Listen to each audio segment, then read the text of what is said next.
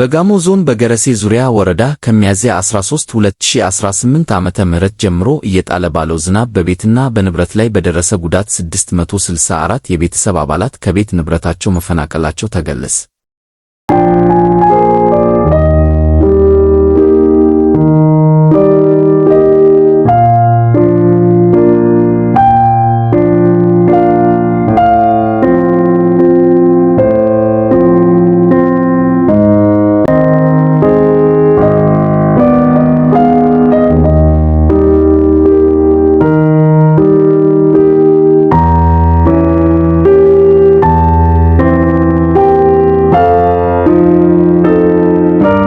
ከገረሴ ዙሪያ ወረዳ ግብርና ልማት ጽሕፈት ቤት የአደጋ ስጋት ሥራ አመራር ዘርፍ ባገኘነው መረጃ ከሚያዝያ 13 2018 ዓ.ም ጀምሮ እየጣለ ባለው ዝናብ በቤትና በንብረት ላይ በደረሰ ጉዳት 664 የቤተሰብ አባላት ከቤት ንብረታቸው የተፈናቀሉ ሲሆን ከ21.5 ሚሊዮን ብር በላይ የሚገመት ንብረት መውደሙን አስታውቋል።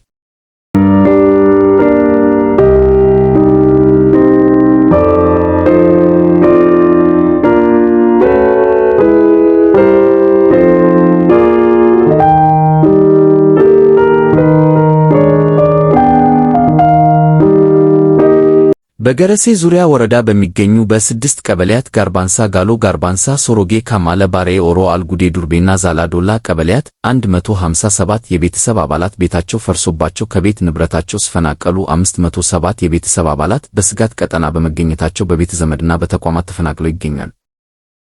146 አባወራ 1107 የቤተሰብ አባላት በሰብል ላይ ከፍተኛ ጉዳት የደረሰባቸው መሆኑ ተገልጿል።